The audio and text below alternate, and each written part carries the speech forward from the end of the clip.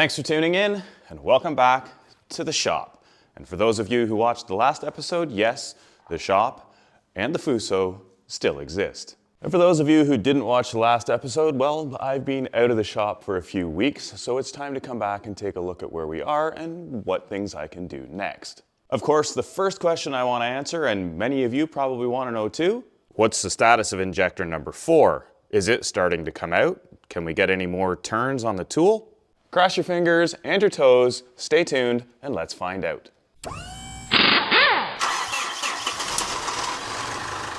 Now remember, the goal here is not to rip the injector out, it's just to get the injector out. So I'm not expecting this to come popping all the way out, although I'd be very happy, but hopefully we can get a little bit more tension applied to it. Wrench on top to hold the bud stud, and let's give it a little bit more pull here. So hard to tell, honestly, if that was more tension than before, but there's definitely more tension on it now than there was 5 minutes ago.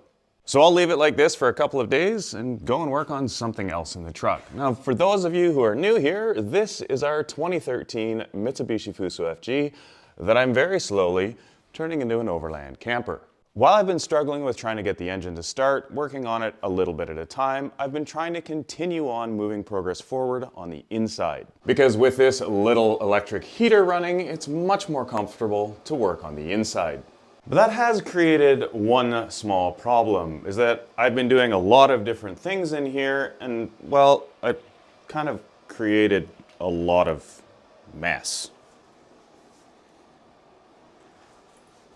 There's just stuff everywhere. So before I get going with anything in here, I think I'm gonna do a quick cleanup.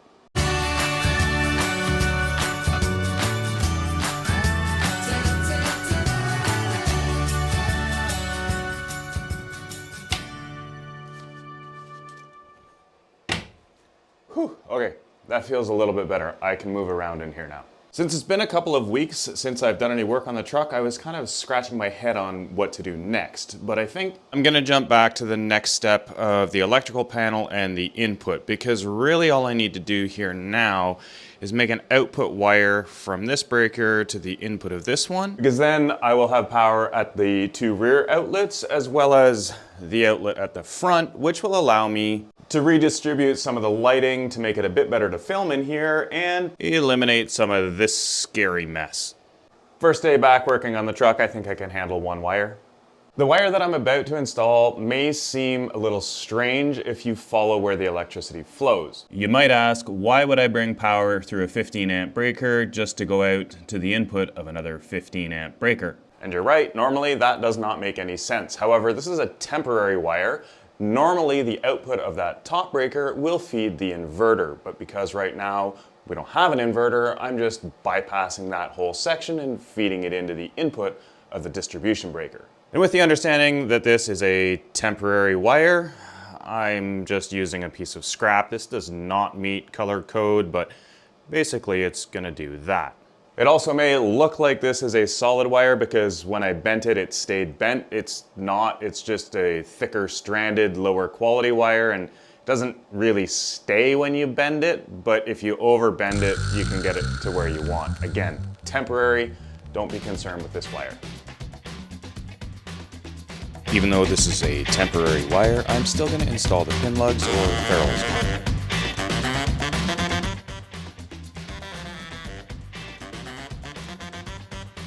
If you're interested in any of the tools or parts that I use, make sure you check the full video description for links and more information. And now we have the output of the 15 amp in breaker going to the inlet of the seat circuit. So now we should have power at the back seats when we plug it in at the front. Because if you recall, in the front seat, I left the inlet wired with a plug. So now it's gonna get dark in here, unplug half of the lights, plug them in here, unplug the charger, we'll sort the wires out later, plug it in my secret outlet in the top, and then I don't want to unplug these lights yet, but if I plug in, that'll unplug the heater. Oh, that's not nice. Unplug out exterior outlets. If I can plug in. Now I should have incoming power going to the outlet box. If I turn this on and this on, power comes back here. Yeah, it's working. There's nothing on fire. Now I can unplug those lights, plug them in here. They won't come back on automatically. And I can take our exterior outlet and plug it back in here. So with the incoming and the outgoing breaker on, we've restored power to the battery charger right here, the overhead lights, and my filming lights. Now let's redistribute these. Now these lights just run off of USB blocks, but I should be able to pop a USB block in there and turn a light on. Power back here works. Nothing's caught fire yet. That's always a good thing. Let's see if we can get number 2 doing the same thing.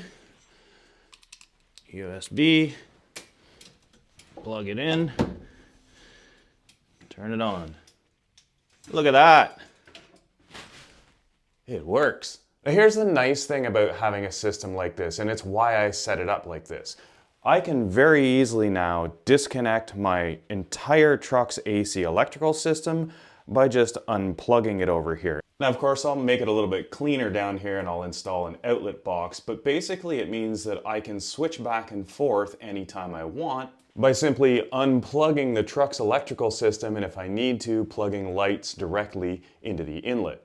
It may seem like a little bit of a strange setup, but you've seen how slowly I work on this truck, and it allows me to utilize the electrical system when I'm not working on it, and then unplug it when I do need to work on it. If I had hardwired the main breaker of the panel directly into the shore power inlet, that wouldn't be possible. With some of this corner now being permanent, I'm going to do a bit of tidying up of the wiring.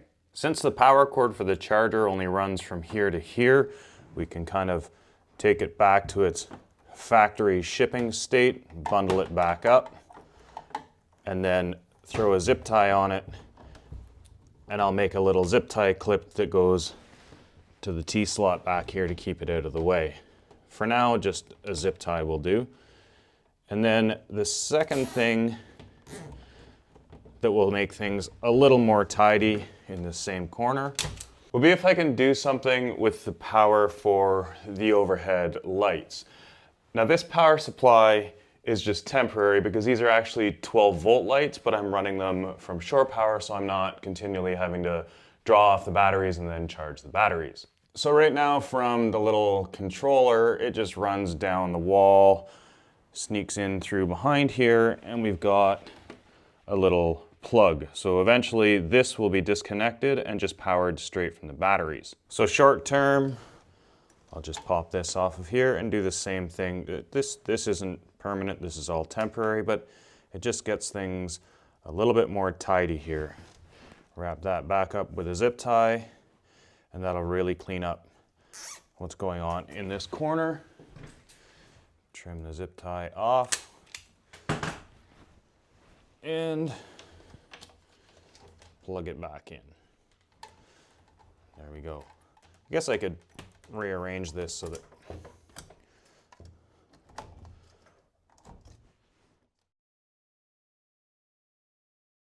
and now at least this part of the electrical system is a little bit cleaner. It might not seem like much, but we've got outlets working in the back, giving us better lighting in the back.